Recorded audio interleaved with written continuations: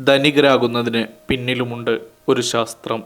ധനികരാകുന്നതിന് പിന്നിലുമുണ്ട് ഒരു ശാസ്ത്രം. അത് വളരെ കൃത്യമായ ശാസ്ത്രം തന്നെയാണ്. ഗണിതവും അൽജിബ്രയും പോലുള്ള ഒരു ശാസ്ത്രം. സമ്പത്ത് ആർജിക്കുന്ന പ്രവൃത്തിക്ക് ഉറപ്പായും ചില നിശ്ചിത നിയമങ്ങളുടെ ചട്ടക്കൂടുണ്ട്. ഈ നിയമങ്ങൾ പഠിക്കുകയും അനുസരിക്കുകയും ചെയ്യുന്ന ആർക്കും ഗണിതശാസ്ത്രത്തിന്റെ കൃത്യതയോടെ സമ്പന്നനാകാൻ കഴിയും. കാര്യങ്ങൾ ഒരു പ്രത്യേക രീതിയിൽ ചെയ്യുമ്പോഴാണ് വസ്തുതകളുടെയും പണത്തിന്റെയുമൊക്കെ ഉടമസ്ഥാവകാശം നമുക്ക് വന്നു ചേരുന്നത്. ബോധപൂർവമായോ യാദൃശികമായോ അത്തരം പ്രവൃത്തികൾ പ്രത്യേക രീതിയിൽ ചെയ്യുന്നവർ ധനികരായി മാറുന്നു. അങ്ങനെ ചെയ്യാത്തവർ എത്ര അധ്വാനിച്ചാലും എത്ര കഴിവുണ്ടായാലും ദരിദ്രരായി തന്നെ തുടരും. ഇഷ്ടമുള്ള കാര്യങ്ങൾ ചെയ്താൽ ഇഷ്ടമുള്ള ഫലങ്ങൾ ഉണ്ടാകുമെന്ന് പ്രകൃതി നിയമമാണ്. അതിനാൽ കാര്യങ്ങളെ പ്രത്യേക രീതിയിൽ ചെയ്യാൻ പഠിക്കുന്ന ഏതൊരു പുരുഷനും സ്ത്രീയും ഉറപ്പായും സമ്പന്നരാകും. ഇനി പറയുന്ന വസ്തുതകളിൽ നിന്ന് ഇക്കാര്യം ശരിയാണെന്ന് ബോധ്യമാകും. ഒരാൾ ധനികനാകുന്നതിൽ ജീവിക്കുന്ന ചുറ്റുപാടിനോ പരിസരത്തിനോ വലിയ ബന്ധമില്ല. അങ്ങനെ ആയിരുന്നു എങ്കിൽ ഒരു പ്രത്യേക ചുറ്റുപാടിൽ ജീവിക്കുന്ന എല്ലാവരും ധനികരാകേണ്ടതാണ്. ഒരു പ്രത്യേക നഗരത്തിൽ ജീവിക്കുന്ന എല്ലാവരും ധനികരാകണം.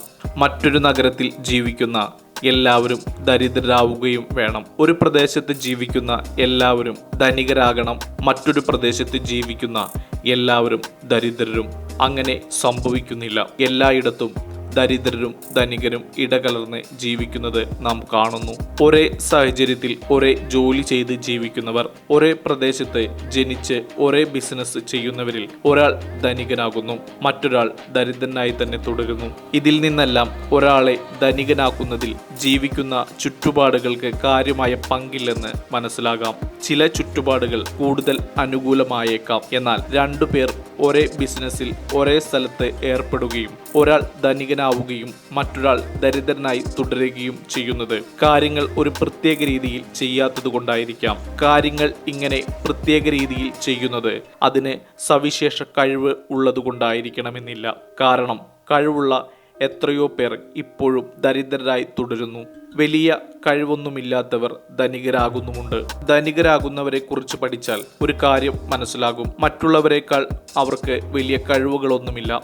പല കാര്യങ്ങളിലും ശരാശരിക്കാർ. മറ്റുള്ളവർക്കില്ലാത്ത കഴിവുകൾ ഉണ്ടായതുകൊണ്ട് മാത്രം ഇവർക്ക് ധനികരാകാൻ കഴിയില്ല. പക്ഷേ മറ്റുള്ളവരെക്കാൾ വ്യത്യസ്തമായി ചില കാര്യങ്ങൾ പ്രത്യേക രീതിയിൽ ഇവർ ചെയ്യുന്നു. അതുകൊണ്ട് ഇവർ ധനികരാകുന്നു. പണം സമ്പാദിച്ചതുകൊണ്ടോ പിശുക്കിയതുകൊണ്ടോ മിതവ്യയം ശീലിച്ചതുകൊണ്ടോ ധനികരാകാൻ കഴിയണം എന്നില്ല. ദരിദ്രരായ പലരും ദരിദ്രരായി തുടരുമ്പോൾ പണം നന്നായി ചിലവഴിക്കുന്ന ആളുകൾ ധനികരായി മാറുന്നുമുണ്ട്. ചെയ്യുന്നതിൽ മറ്റുള്ളവർക്ക് വീഴ്ച വരുത്തുന്ന കാര്യങ്ങൾ ചെയ്തതുകൊണ്ട് മാത്രവും ഒരാൾക്ക് ധനികനാകാൻ കഴിയണമെന്നില്ല. കാരണം ഒരേ ബിസിനസ്സിൽ ഏർപ്പെട്ട് ഒരേ കാര്യങ്ങൾ ചെയ്യുന്നവരിൽ ഒരാൾ ധനികരാവുകയും മറ്റൊരാൾ പാപ്പരാവുകയും ചെയ്യുന്നത് നാം കാണുന്നുണ്ട്. ഇതിൽ നിന്നെല്ലാം വ്യക്തമാകുന്ന കാര്യം എന്തെന്നാൽ കാര്യങ്ങൾ ഒരു പ്രത്യേക രീതിയിൽ ചെയ്യുന്നവരാണ് ധനികരാകുന്നത് എന്നാണ്. കാര്യങ്ങൾ ഒരു പ്രത്യേക രീതിയിൽ ചെയ്യുന്നതിന്റെ ഫലമായാണ് സമ്പന്നരാകാൻ കഴിയുക എങ്കിൽ, ഇഷ്ടമുള്ള കാര്യങ്ങൾ ചെയ്താൽ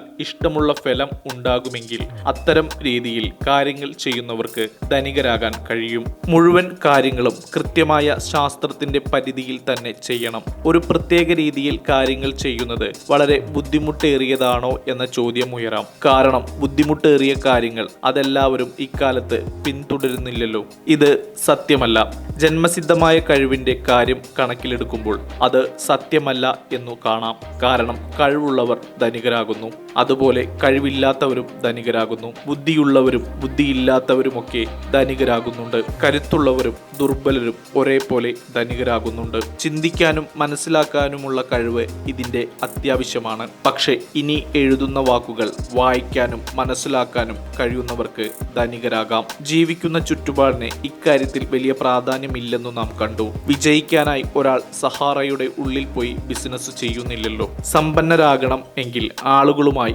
പ്രത്യേക രീതിയിൽ ഇടപെടേണ്ടി വരും. ഇക്കാര്യത്തിൽ ഇടപെടത്തക്ക ആളുകൾ ഉള്ളിടത്ത് തന്നെയാകണം ബിസിനസ് ചെയ്യേണ്ടതും. സമ്പന്നരാകുന്നതിൽ മനുഷ്യരുമായി ഇടപഴക്കത്തിന്റെ ആവശ്യകത ഏറെയാണ്. മാത്രമല്ല ഇടപെടാൻ ആളുകൾ ഉള്ളിടത്ത് ആണ് ബിസിനസ് ചെയ്യേണ്ടതും. നിങ്ങൾ കൈകാര്യം ചെയ്യാൻ ആഗ്രഹിക്കുന്ന രീതിയിൽ ഇടപെടുന്നതിന് അനുകൂലമായ ചായ്വുള്ളവരാണ് അവരെങ്കിൽ അത്രയും നല്ലത്. നിങ്ങളുടെ പട്ടണത്തിലുള്ള ആർക്കും ധനികരാകാൻ കഴിയുമെങ്കിൽ നിങ്ങൾക്കും അതിന് കഴിയും. നിങ്ങളുടെ സംസ്ഥാനത്തെ ആർക്കും ധനികരാകാൻ കഴിയുമെങ്കിൽ നിങ്ങൾക്കും അതിന് കഴിയും. ഏതെങ്കിലും പ്രത്യേക ബിസിനസ്സോ ജോലിയോ സ്വീകരിച്ചതുകൊണ്ട് ധനികരാകണം എന്നില്ല. എല്ലാ ബിസിനസ്സും പ്രൊഫഷനും ചെയ്യുന്നവർ ധനികരാകുന്നുണ്ട്. പക്ഷേ ഇതേ ബിസിനസ് ചെയ്യുന്ന നിങ്ങളുടെ ചുറ്റുപാടുള്ളവർക്ക് ധനികരാകാൻ കഴിയണം എന്നില്ല. നിങ്ങൾ ഇഷ്ടപ്പെടുന്ന ഒരു ബിസിനസ്സാണ് നിങ്ങൾ ചെയ്യുന്നത് എങ്കിൽ നിങ്ങളുടെ എല്ലാ കഴിവുകളും എടുത്ത് കഠിനാധ്വാനം ചെയ്യും. അതുപോലെ നിങ്ങളുടെ ചുറ്റുപാടിന് ഏറ്റവും അനുയോജ്യമായ ബിസിനസ്സാണ് നിങ്ങൾ ചെയ്യുന്നത് എങ്കിൽ നിങ്ങളിത് നന്നായി ചെയ്യും. ഉദാഹരണത്തിന് ഉഷ്ണപ്രദേശത്ത് ഐസ്ക്രീം പാർലർ നന്നായി നടക്കും. സാൽമണ്ണുകളില്ലാത്ത ഫ്ലോറിഡയോകൾ വടക്കു പടിഞ്ഞാറൻ ഭാഗത്തെ സാൽമൺ വിൽപ്പന വിജയിക്കും. എന്നാൽ ഈ പൊതുപരിമിതികൾ മാറ്റി നിർത്തിയാൽ സമ്പന്നരാകുന്നത് നിങ്ങൾ ചില പ്രത്യേക ബിസിനസ്സിൽ ഏർപ്പെടുന്നതിനെ ആശ്രയിച്ചിരിക്കുന്നതല്ല, മറിച്ച് പ്രത്യേക രീതിയിൽ കാര്യങ്ങൾ ചെയ്യാൻ നിങ്ങൾ പഠിക്കുന്നതിനെ ആശ്രയിച്ചിരിക്കുന്നതാണ്. നിങ്ങൾ ഇപ്പോൾ ഒരു പ്രത്യേക ബിസിനസ്സാണ് ചെയ്യുന്നത് എന്ന് കരുതുക. നിങ്ങൾക്ക് ഒപ്പം ബിസിനസ് അതേ സ്ഥലത്ത് ചെയ്യുന്ന മറ്റൊരാൾ ധനികരാകുന്നു. നിങ്ങൾക്ക് അതിന് കഴിയുന്നില്ല. അതിന് കാരണം മറ്റേയാൾ ചെയ്യുന്ന രീതിയിലല്ല നിങ്ങൾ ബിസിനസ് ചെയ്യുന്നത് എന്നതാണ്. മൂലധനത്തിന്റെ അഭാവം ധനികരാകുന്നതിന് തടസ്സമാകേണ്ടതില്ല. ശരിയാണ്, നിങ്ങൾക്ക് മൂലധനമുണ്ടെങ്കിൽ അത് ബിസിനസ് വർദ്ധിപ്പിക്കാൻ സഹായകമാകും. എന്നാൽ മൂലധനമുള്ള ഒരാൾ ഇതിനകം തന്നെ സമ്പന്നനാണ്. അപ്പോൾ പിന്നെ അയാൾക്ക് എങ്ങനെ സമ്പന്നനാകാമെന്ന് ചിന്തിക്കേണ്ടതില്ലല്ലോ. നിങ്ങൾ എത്ര ദരിദ്രനാണ് എങ്കിലും കാര്യങ്ങൾ പ്രത്യേക രീതിയിൽ ചെയ്യാൻ തയ്യാറാണ് എങ്കിൽ നിങ്ങൾക്ക് ധനികനാകാൻ കഴിയും. നിങ്ങൾക്ക് ആവശ്യമായ മൂലധനം ലഭിക്കും. ധനികനാകാനുള്ള ശ്രമത്തിൽ ബിസിനസ്സിനാവശ്യമായ മൂലധനം ലഭിക്കുന്നത് പ്രാധാന്യമുള്ളതാണ്. കാര്യങ്ങൾ പ്രത്യേക രീതിയിൽ ചെയ്യുന്നതിൻ്റെ ഭാഗവുമാണ് അത്. നിങ്ങൾ ഈ ഭൂഖണ്ഡത്തിലെ ഏറ്റവും ദരിദ്രനായ മനുഷ്യനായിക്കോട്ടെ, നിങ്ങൾ വലിയ കടബാധ്യതയിൽ പെട്ട ആളായിക്കോട്ടെ, നിങ്ങൾക്ക് സുഹൃത്തുക്കളാരും ഇല്ലെന്നിരിക്കട്ടെ, യാതൊരു സ്വാധീനവുമില്ലാത്ത ആളായിക്കോട്ടെ, കാര്യങ്ങൾ ചില പ്രത്യേക രീതിയിൽ ചെയ്യാൻ തയ്യാറാണ് എങ്കിൽ നിങ്ങൾക്കും ധനികരായി മാറാം. നിങ്ങൾക്ക് മൂലധനം ഇല്ലെങ്കിൽ അത് നേടിയെടുക്കാം.